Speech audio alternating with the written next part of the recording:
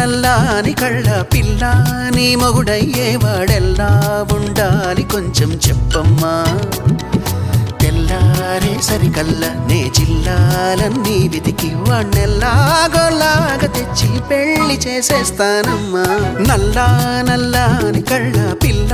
నీ మొగుడయ్యేవాడెల్లా ఉండాలి కొంచెం చెప్పమ్మా